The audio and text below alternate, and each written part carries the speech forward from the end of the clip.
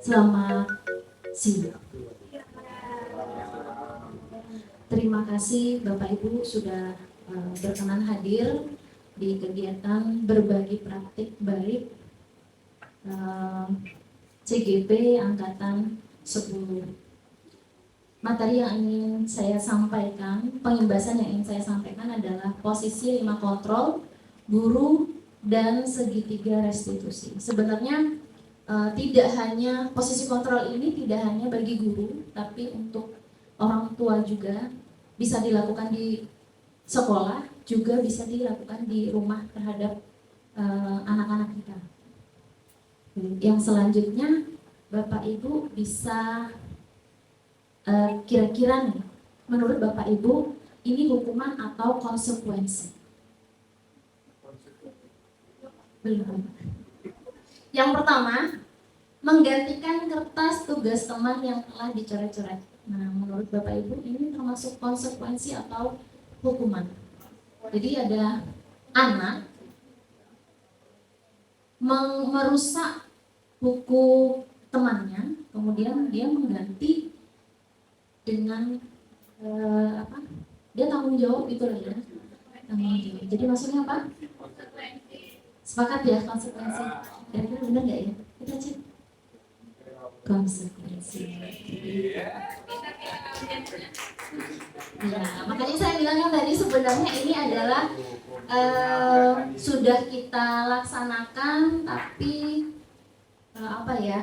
tidak tahu loh ini namanya sebenarnya restitusi, ini hukuman, ini konsekuensi, itu kita sebenarnya sudah lakukan itu. Yang kedua, berdiri di depan kelas sambil mengangkat kaki satu kaki maksudnya ya, karena tidak bisa menjawab pertanyaan. Jadi apa? Punishment. Hukuman ya. Hukuman. Cek. Sekarang masih ada nggak? Oh, kata Bu Elia konsekuensi. Ada yang lain? Yang lainnya hukuman, tapi kata Bu Elia konsekuensi. Ayo. Apa dong?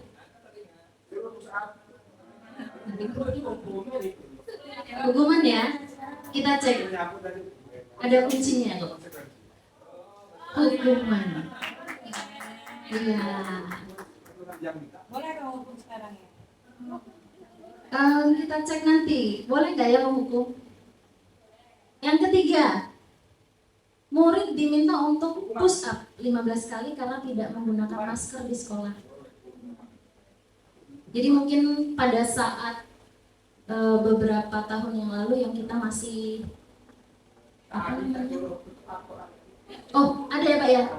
Oh yang tadi, iya. Minta sendiri ininya ya, hukumannya ya. Ini apa? Hukuman atau konsekuensi? Hukuman. Iya, benar ya. Yang keempat masih ada. Murid diminta bertelanjang kaki sepanjang hari karena tidak menggunakan sepatu warna hitam sesuai peraturan sekolah. Apa Pak? Kalau apa? Telanjang kaki Pak. Nggak pakai sepatu.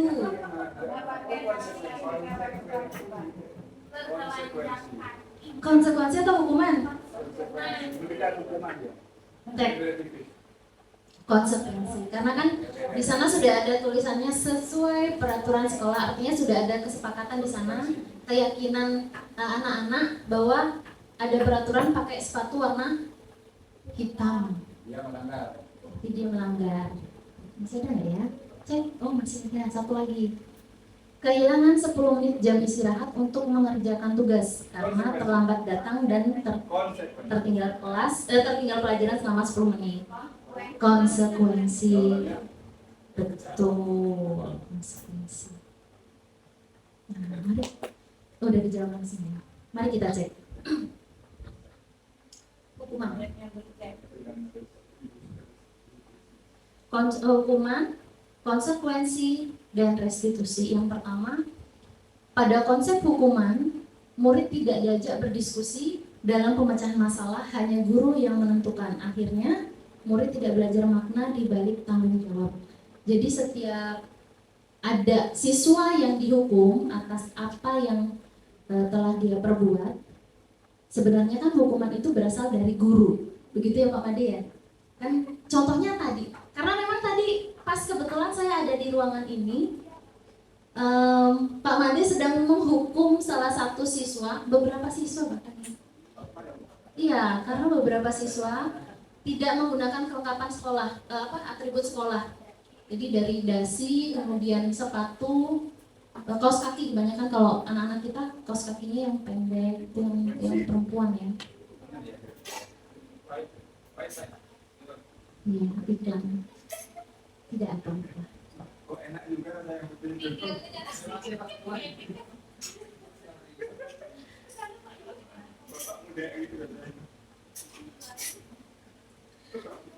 bisa sambil dilanjut ya.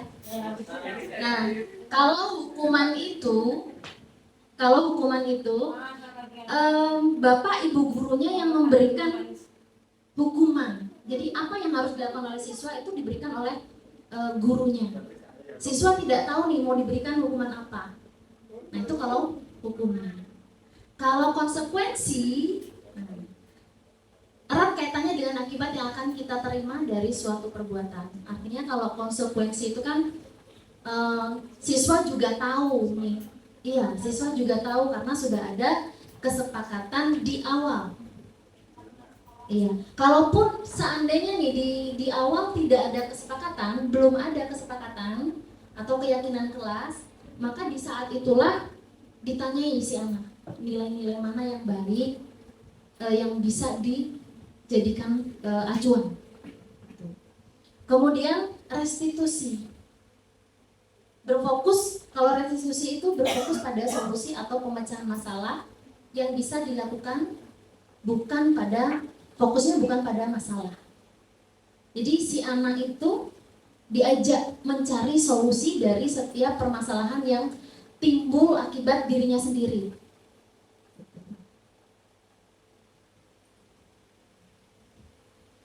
Yang berikutnya adalah 5 posisi kontrol guru. Jadi setiap guru itu punya 5 posisi kontrol. Yang pertama adalah penghukum, seperti Pak Made tadi ya Pak Made ya. Pak Made tadi sudah mempraktekkan salah satu posisi kontrol sebagai penghukum.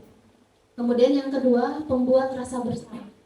Ternyata guru juga bisa membuat si anak itu merasa bersalah.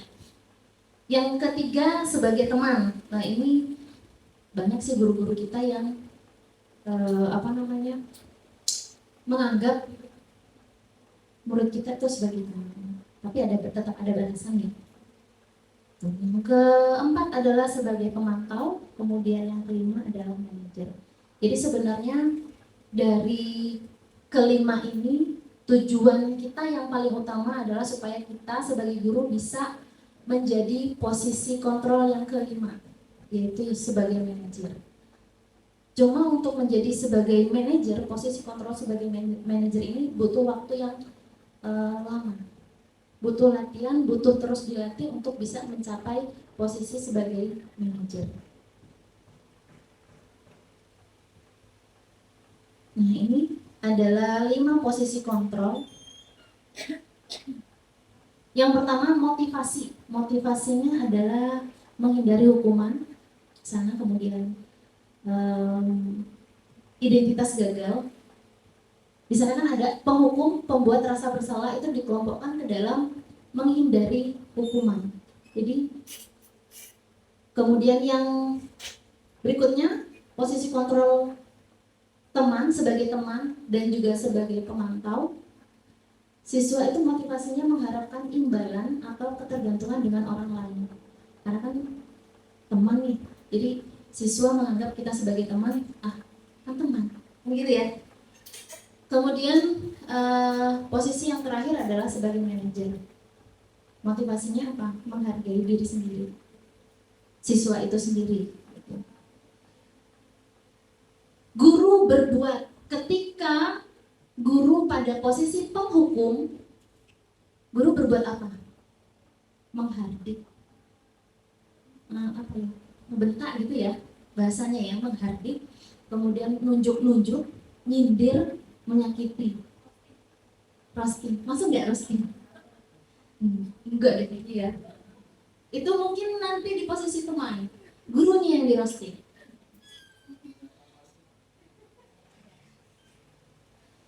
Kemudian ke bawah lagi, masih pada posisi penghukum, guru berkata apa di sana? Ketika sebagai penghukum, posisi penghukum, guru akan berkata, kalau kamu tidak melakukan, awas ya. Jadi kan ada ancaman di sana ya. Ancaman itu adalah posisi guru sebagai penghukum. Ngancam. Kalau di sekolah kita sepertinya sih masih ya Bu ya? Masih ya Pak ya? Ada nggak? Awas lu.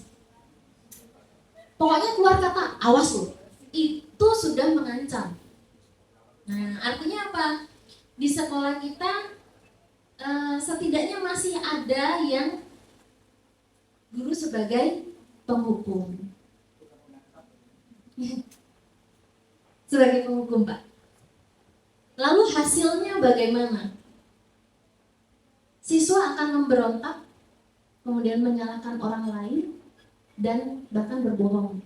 Kadang-kadang kan berbohong. Nanti di sana ada di bawahnya. Kaitannya dengan, nah sebenarnya ini berkaitan dengan materinya Bu Ratna, yaitu dunia yang berkualitas, 5 kebutuhan dasar manusia dan dunia yang berkualitas. Di sana masuk ke dalam bahwa murid meletakkan guru di luar dunia yang berkualitas. Harusnya ke sana dulu ya materinya. Kemudian masih pada penghukum, murid akan berkata apa kira-kira? Biarkan saja, nanti juga marah-marah lagi. Benar nggak? Kira-kira siswa itu akan seperti itu. Biarin aja, nanti juga marah-marah lagi. Artinya nanti akan ada pengulangan kesalahan yang sama. Misalnya kayak tadi Pak Made ya, siswa tidak memakai dasi. Ternyata hari kemarin anak itu juga tidak memakai dasi dengan alasan hilang sama. Hari ini pun masih diulang. Mungkin dalam pikiran si anak, nanti juga marah-marah lagi. Cuman gitu-gitu aja, marah-marah aja. Dampaknya pada murid apa? Mengulangi kesalahan. Kemudian, posisi kontrol yang selanjutnya adalah membuat rasa bersalah. Guru juga bisa membuat siswanya merasa bersalah. Guru berbuat seperti apa? Berceramah misalnya. Biasanya ceramahin muridnya lagi melakukan kesalahan. Iya. Lalu guru berkata apa? Seharusnya tuh gini. Jadi ada kata seharusnya, kemudian ada ibu atau bapak nih merasa kecewa. Merasa kecewa dengan sikap, iya betul. Merasa kecewa akan perbuatan yang dilakukan oleh siswa. Kamu seharusnya, kamu sudah tahu. Jelas sekali kamu mengatakan ibu stres. Itu salah satu kata-kata yang membuat siswa itu merasa bersalah. Makanya guru berada di posisi yang pembuat rasa bersalah.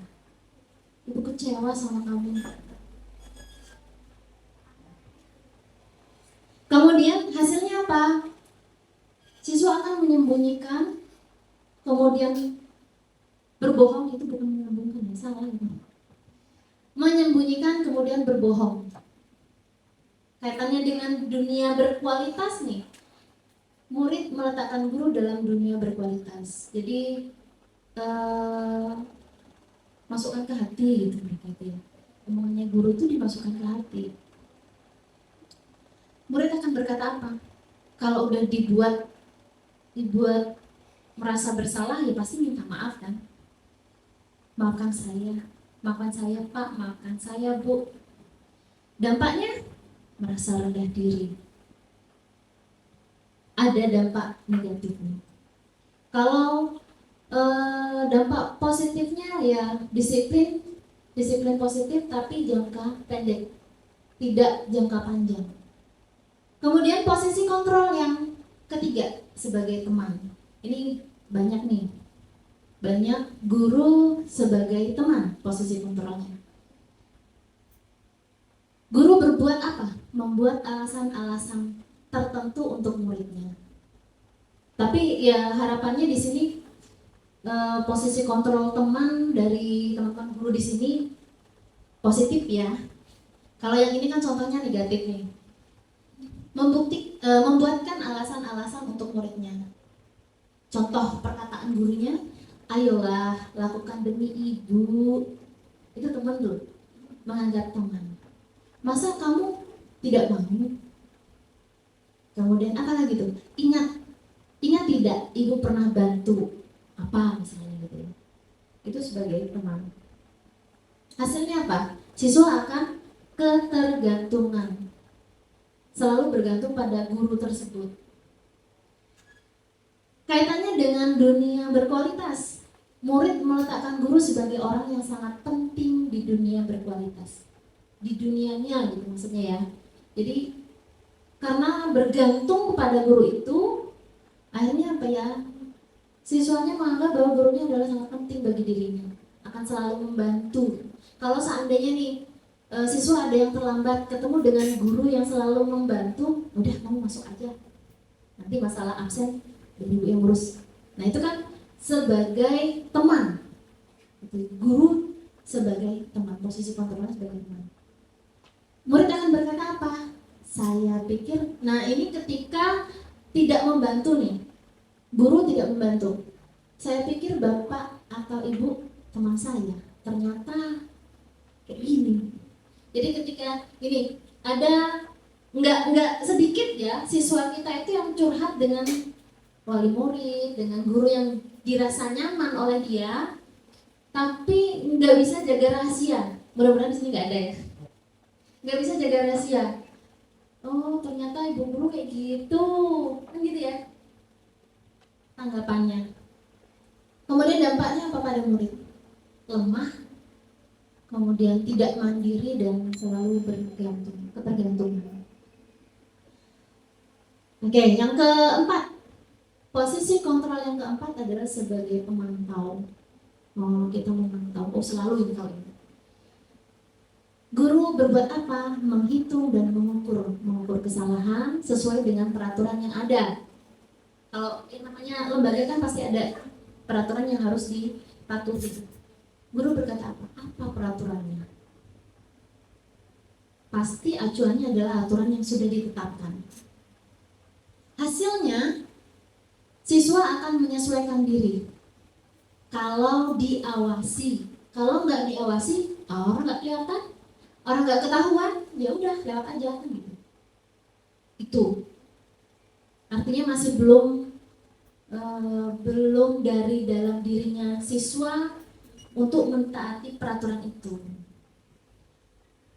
Kemudian kaitannya dengan dunia berkualitas, murid meletakkan guru peraturan dan hukum di dunia yang berkualitas karena berdasarkan hukum dan peraturan itu tadi. Murid akan berkata, berapa banyak bintang yang seharusnya. Ini kalau bintang itu maksudnya kalau TK ya biasanya ya, berapa bintang nih. Jadi acuannya saya harus dapat banyak bintang. Kemudian berapa halaman yang harus saya tulis karena sesuai peraturan.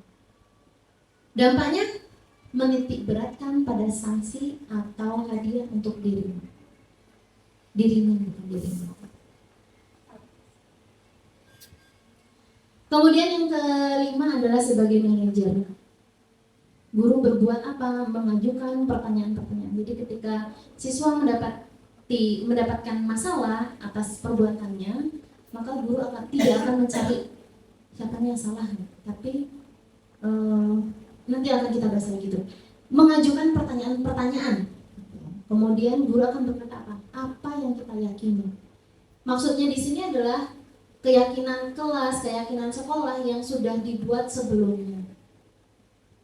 Seperti di kelas, saya tidak paham ya, kalau di kelas-kelas wali kelas, apakah sudah buat atau belum, saya tidak mengetahuinya, tapi yang saya tahu di kelas 10-7 Bu Ida ya, itu sudah ada, kemarin saya ngawal di sana ada kesepakatan kelas, keyakinan kelas itu. Artinya kan di sana di kelas 10-7 sudah membuat keyakinan kelas. Nah di sana ketika anak mendapatkan masalah, maka akan ditanyain, apa keyakinan kita?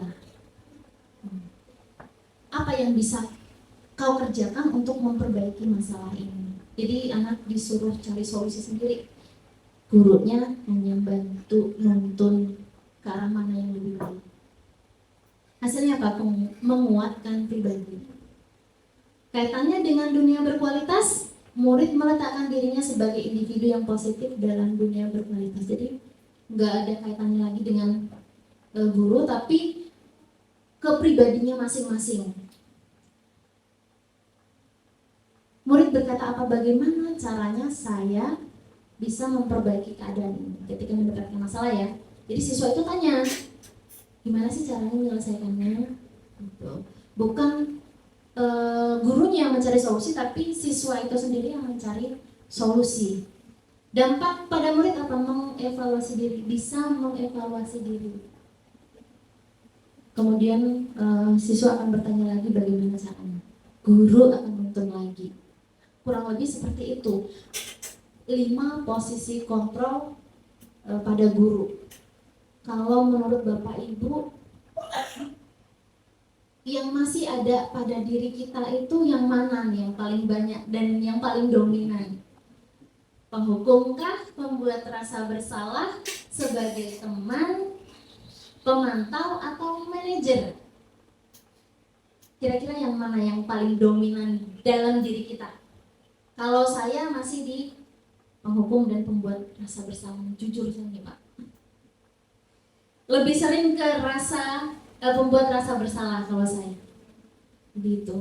Sebenarnya belum pas juga ya. Tujuan yang seharusnya dilakukan oleh seorang guru itu adalah kita sebagai seorang manajer mampu menuntun siswa menemukan solusi dari permasalahannya itu sendiri. Bukan kita yang menyelesaikan solusi itu ya. Tapi bukan berarti hukuman itu terus dilarang gitu, enggak. Tetap di bagian akhir, walaupun mereka mencari solusi, di bagian akhir ada konsekuensi dan juga hukumannya. Setelah melakukan kesalahan.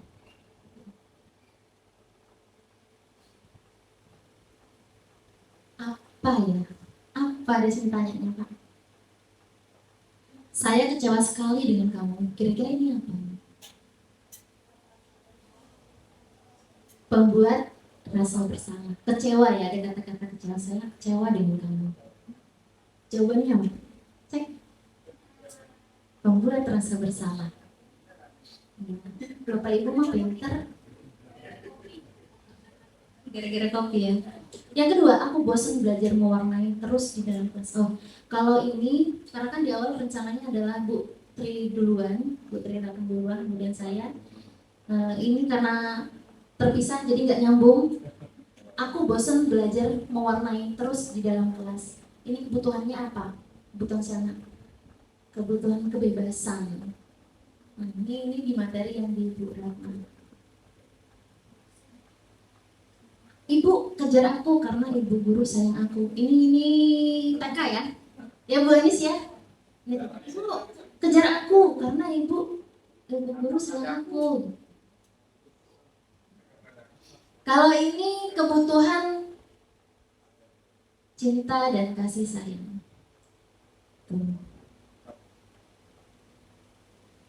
Ayolah nak, masa kamu nggak kasihan sama ibu? Apa ini? Sebagai teman, jreng, ya bener.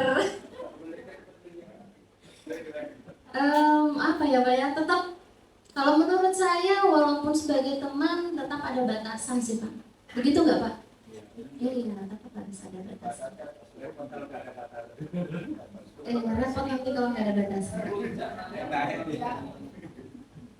Betul itu. Patuhi aturan saya atau awas. Nah, pemantau, penghukum. Nah, ini kan ancaman nih. Jadi apa nih? Penghukum. Jadi kita sebagai guru pada posisi kontrol penghukum. Nah, udah Pak. Restitusi. Kalau tadi kan hukuman, konsekuensi, yang sekarang restitusi. Kenapa mau kita belajarnya 5 kontrol dulu? Karena ada kaitannya dengan restitusi. Restitusi adalah metode untuk penyusunan kembali model disiplin sekolah. Kita kan pembahasannya adalah disiplin positif.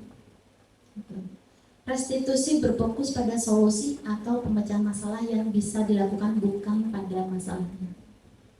Tadi udah disampaikan ya tadi. Kata Diana Gosen, baik bahasa Inggrisnya kata Diana Gosen benar. Gosen Pak. Bukan Gosen. Restitusi mengajak murid untuk mengidentifikasi kembali tindakannya sehingga dia bisa menganalisis dan memikirkan langkah yang tepat dalam pemecahan masalah. Seperti yang saya bilang tadi, bahwa dalam restitusi itu siswa diajak untuk mencari solusi dalam setiap permasalahan yang dialami oleh siswa. Bukan kita yang cari solusi, tapi siswa itu sendiri yang berpikir gimana sih, solusinya gimana sih. Ketika siswa tidak bisa, baru mencari bantuan pada guru.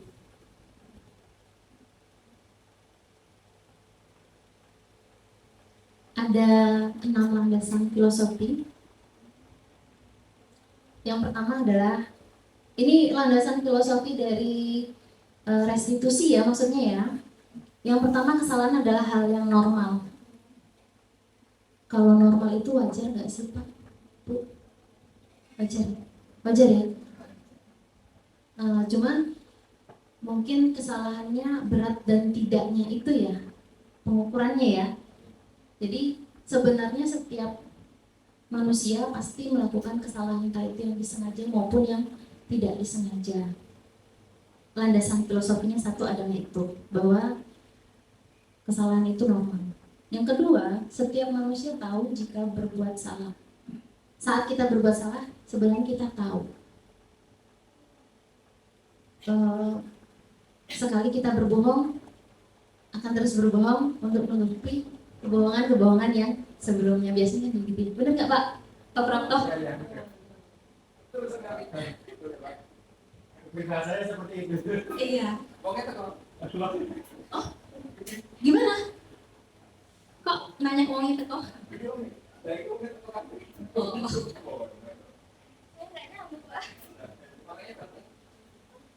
Yang ketiga, semakin disalahkan dan dikritik membuat dia menjadi tidak percaya diri dan berfokus pada kesalahan.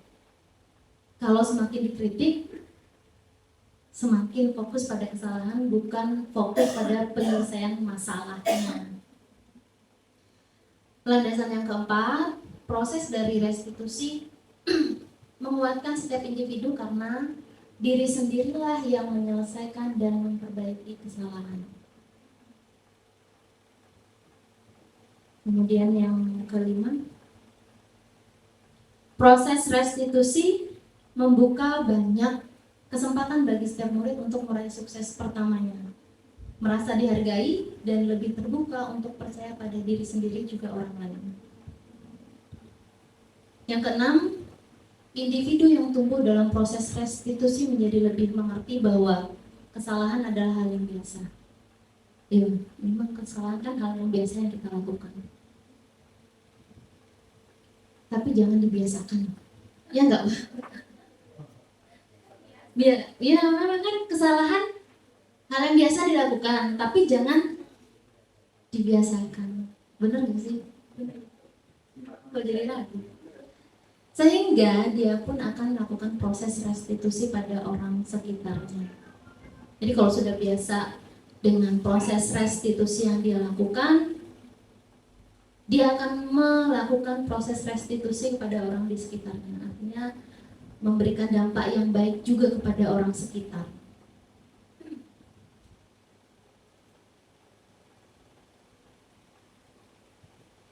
Ada 3 langkah restitusi. Yang pertama, ciptakan suasana positif. Kedua, ajak murid untuk berpikir dan menganalisis kesalahannya. Yang ketiga, beri ruang pada murid untuk memikirkan solusi terbaik. Jadi sebenarnya restitusi itu ada 3 tahapan. Tahap yang pertama adalah identifikasi masalah. Dari sebelum melaksanakan segitiga restitusi namanya ya. Restitusi itu ada 3 tahapan. Kemudian disebut dengan segitiga restitusi. Sebelum melaksanakan itu ada langkah-langkahnya, yaitu menciptakan suasana positif, ajak murid untuk berpikir dan menganalisis kesalahannya, kemudian beri ruang pada murid untuk memikirkan solusi terbaik. Sepertinya Pak Teguh juga tahu nih, pasti ya. Nah, ini adalah segitiga restitusi. Tahap yang pertama itu tahap dasar yang bagian bawah, menstabilkan identitas. Pada intinya menstabilkan identitas itu adalah ketika anak membuat kesalahan, kemudian guru membantu untuk menstabilkan suasana hatinya. Jangan dibuat siswa itu merasa bersalah. Kan tadi ada posisi kontrol, salah satunya adalah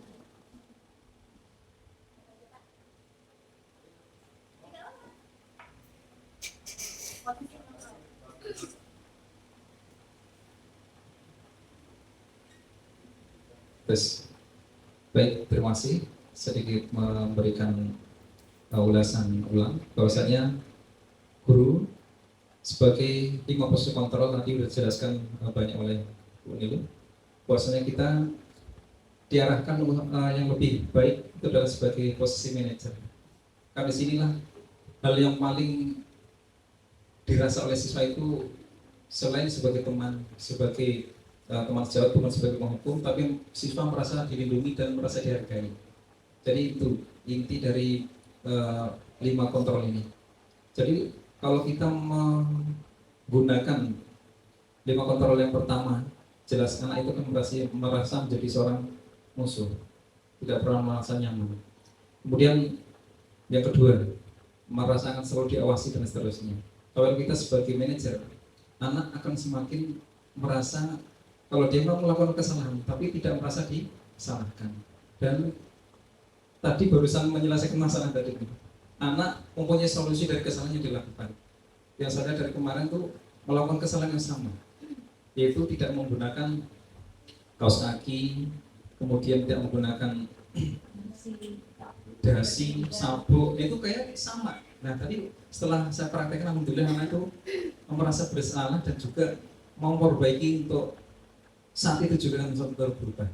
Mudah-mudahan dengan segitiga restitusi ini yang nanti akan dipraktekkan oleh Bu Nilu, karena di sini kita nanti akan mempraktekkan dengan siswa yang tentunya kita cari masalah, bukan membuat masalah, tapi memang betul-betul sebagai konselor dan juga sebagai coach. Saya kira itu untuk tambahannya. Lanjutkan Bu. Terima kasih Pak Teguh.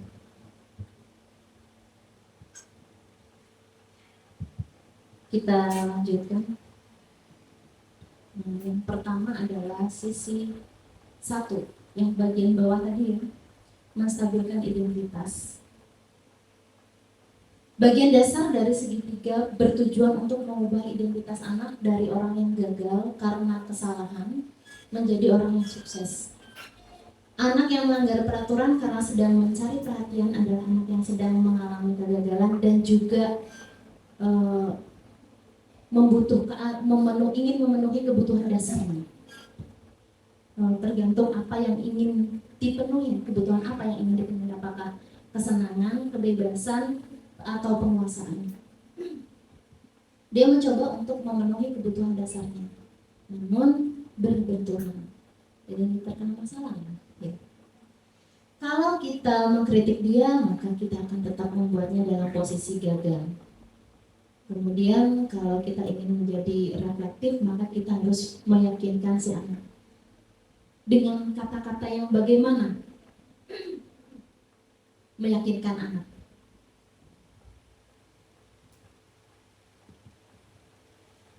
Satu, bisa berkata berbuat salah itu tidak apa-apa. Tadi kan disampaikan bahwa berbuat salah itu normal gitu ya. Normal, wajar. Berbuat salah itu tidak apa-apa. Yang kedua, bisa juga berkata tidak ada manusia yang sempurna. Ini kata-kata yang menstabilkan siswa, menstabilkan identitas siswa. Saya juga pernah melakukan kesalahan seperti itu. Jadi guru juga bisa memberikan contoh, merefleksikan dirinya sendiri kepada siswa bahwa guru juga pernah melakukan kesalahan yang seperti ini. Misalnya ketika sekolah dulu, gitu ya, agak bandel ceritanya, mainan di kelas, kemudian kelas jadi kotor, ya, lempar-lemparan kertas dan sebagainya. Itu diceritakan kepada murid. Kemudian yang selanjutnya adalah kita bisa menyelesaikan masalah ini. Kata-kata yang muncul selanjutnya adalah setelah guru tahu permasalahan apa, siswa memberitahu permasalahannya apa, guru akan menyampaikan kita bisa menyelesaikan masalah ini. Guru juga bisa mengatakan nggak mau tahu lah siapa yang salah, tapi guru akan mencari solusi, bukan guru ya, siswa bersama guru akan mencari solusi pemecahan masalahnya. Kemudian kalimat yang berikutnya, kamu berhak merasa begitu. Ini untuk mempertahankan harga dirinya. Yang selanjutnya adalah, apakah kamu sedang menjadi teman yang baik buat dirimu sendiri? Kata-kata ini, kalimat ini juga bisa dipakai untuk meyakinkan identitas siswa, menstabilkan identitas siswa.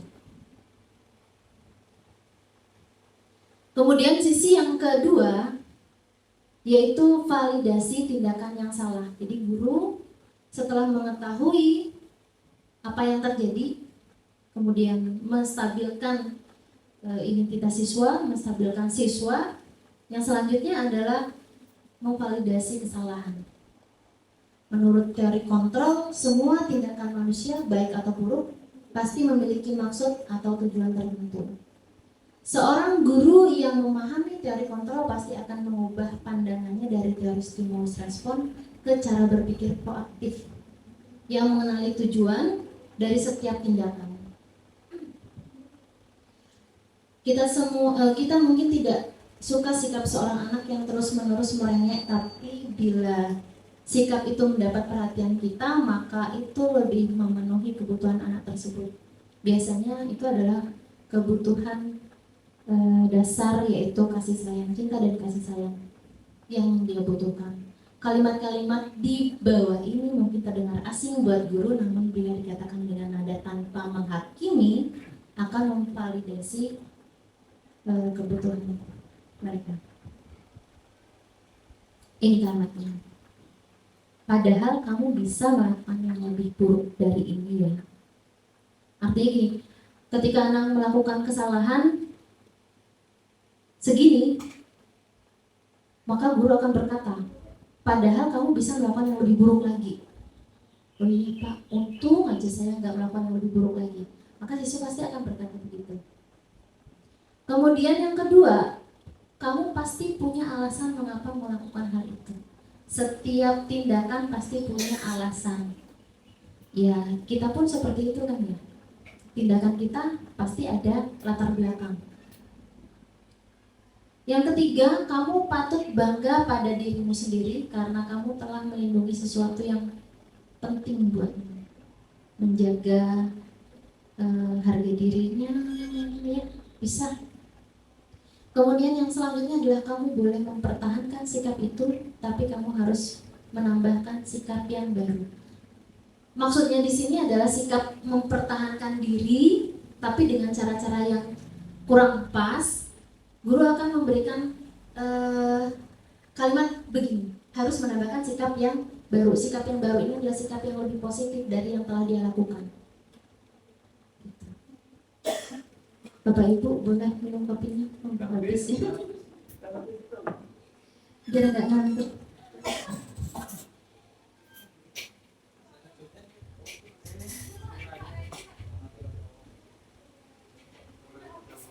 Masih ada apa? Boleh Pak, nanti bisa diinfo. Selamat datang Pak Migran.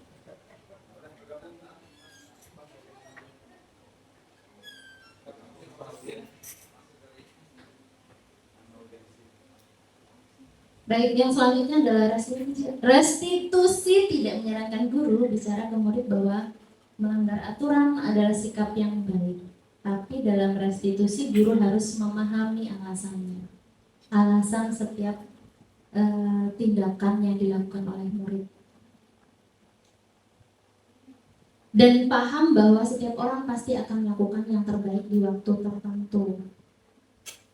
Lebih mempertahankan diri ya, gitu ya Pak ya.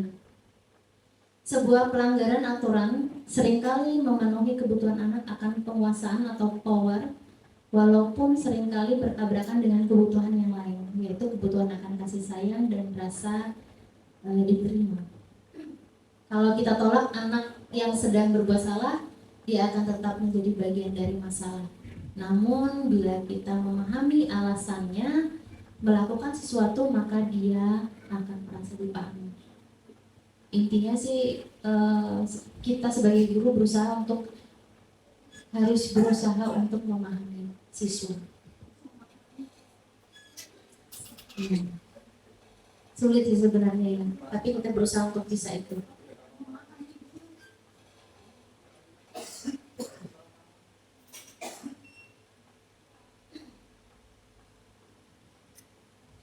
Dari segitiga restitusi yang sisi ketiga, tahap yang ketiga adalah menanyakan keyakinan. Seperti yang saya katakan tadi, bahwa keyakinan kelas itu biasanya dibuat di awal pembelajaran, di awal pertemuan di kelas. Maka ketika ada seorang anak yang melakukan kesalahan, maka harus diingatkan kembali keyakinan yang mana ini yang sesuai dengan kesalahan yang dia lakukan, yang dilanggar, keyakinan yang mana yang dilanggar, diyakinkan kembali. Ini adalah sisi dari menanyakan keyakinan siswa. Dari tiga posisi dari tiga sisi tadi, yaitu yang pertama menstabilkan identitas, kemudian memvalidasi kesalahan, yang ketiga adalah menanyakan keyakinan. Semua ini adalah posisi kontrol guru sebagai manajer. Jadi harapannya kita semua sebagai guru, harapan bersama ya Bapak Ibu, bukan hanya saya. Jadi harapan kita semua sebagai guru, kita itu ada di posisi sebagai manajer. Walaupun sebenarnya posisi penghukum, posisi pembuat rasa bersalah, posisi teman, dan juga posisi sebagai keempat ya, itu semua sebenarnya masih tetap kita terapkan. Kalau kita hanya menerapkan posisi manajer, bisa nggak Bapak Ibu? Bisa tuh, iya.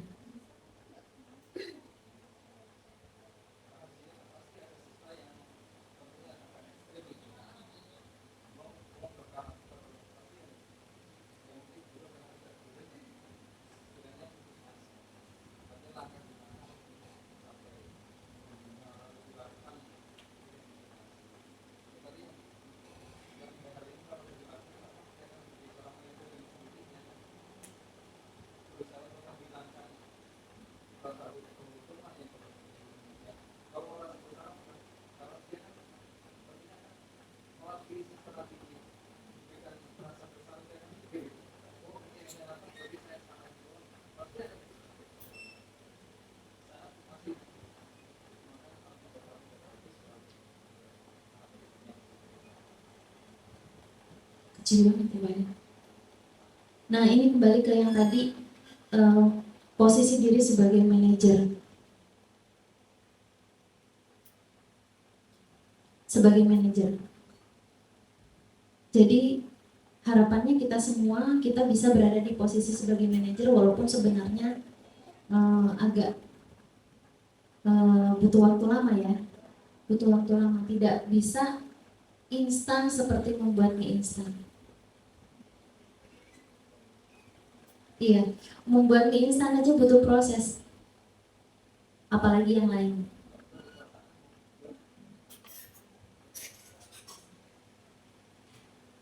Nah, ini yang lebih gede nih. Kembali ke yang posisi manajer tadi. Dampaknya pada siswa adalah siswa mampu mengevaluasi dirinya sendiri. Jadi siswa itu bisa merefleksikan dirinya sendiri. Kemudian dampak yang lebih jauhnya, disiplin positif yang dia terima, yang dia rasakan berjangka panjang. Jadi nggak cuma ketika dia sekolah aja, tapi lebih ke masa depannya juga tertanam dalam hatinya. Artinya keseluruhan ini adalah menumbuhkan karakter siswa. Benar nggak Pak? Iya, betul. Kalau dapat saya simpulkan sih ya, tadi ini intinya adalah menumbuhkan karakter baik pada siswa melalui segitiga restitusi.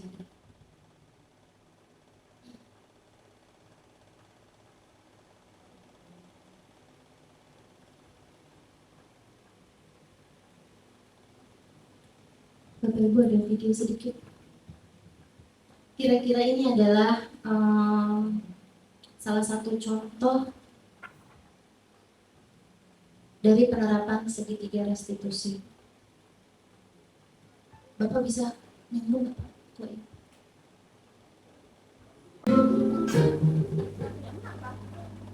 Oh, selamat pagi semuanya. Maaf Pak, menjadi kasman. Baru semuanya ikut main Pak. Waktu sekolah dulu, Bapak juga senang sekali bermain dengan teman-teman, apalagi bermain air. Kita lihat kembali yuk, nilai apa yang kita sepakati di kelas ini yang ada kaitannya dengan belajar. Semua orang harus bisa belajar dengan fokus dan nyaman Pak. Apakah dengan kondisi basah dan becek seperti ini, semua orang akan bisa belajar dengan fokus dan nyaman? Tidak Pak, maaf. Lalu, apa yang harus kita lakukan? Bersih-bersih kelas Pak. Kalau anak-anak disuruh bersih kelas ya seneng banget ya. Cuman inilah contohnya. Iya, contohnya ini. Jadi artinya dari permasalahan yang tadi, jangan yang dilihat bersih kelasnya ya. Dari penyelesaian masalahnya melewati beberapa tahap dalam segitiga restitusi. Kemudian tadi juga ada guru menyampaikan, oh Bapak dulu juga kayak gitu ya. Jadi posisi kontrol apa pada saat mengatakan itu tadi?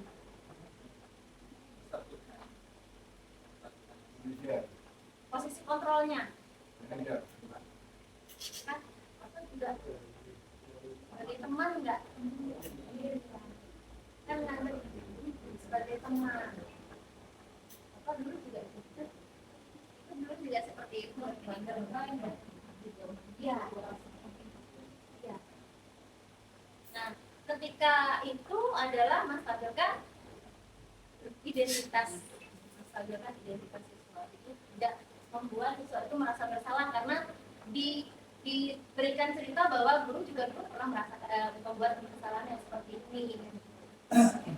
Jadi kurang lebih seperti itulah segitiga restitusi yang harus kita lakukan kepada anak yang bermasalah.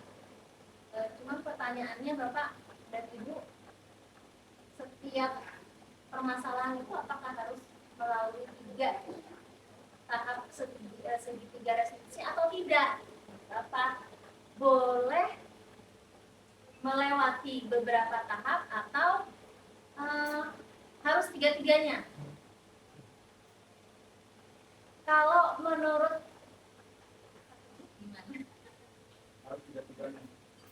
Harus tiga-tiganya ya.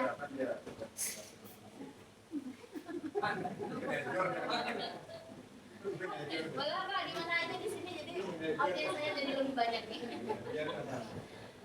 Kalau gini, Bapak Ibu, kalau masalahnya tidak terlalu berat, kita tidak perlu melewati tiga segitiga restitusi. Jadi langsung ke menanyakan keyakinan kelasnya seperti apa, keyakinan kelas, keyakinan sekolah gitu ya. Tapi kalau masalahnya agak berat, baru kita melewati tiga-tiganya itu harus melewati tiga-tiganya. Jadi disesuaikan dengan permasalahan yang sedang dialami. Jadi ada pertanyaan Bapak Ibu? Mudah-mudahan tidak ada. Boleh? Saya kira ketika kita menghadapi satu masalah apapun, Itu saya. besar itu saya kira kan karena kita belajar teknologi dan baik, ada yang anak gampang pemarah, ada yang perlu perasaan atau perhatian lebih, ada yang memang harus berjuang sekali. Jadi saya kira langkah yang terbaik adalah dilakukan tiga langkah. Karena kalau kita langsung ada definisinya misalnya, dengan anak itu masih akan kejualan yang kalau titiknya adalah dari berapa makanan yang enggak suka dua besar biasa, kira bisa pulang lakukanlah tiga hal itu agar menjadi terbiasa itu kita menjadi seorang yang Terima kasih Pak Ketua atas masukannya. Masukan untuk kita semua juga ya Bapak Ibu ya. Jadi harapannya kita ke depannya dan seterusnya bisa menjadi pada kontrol, posisi kontrol.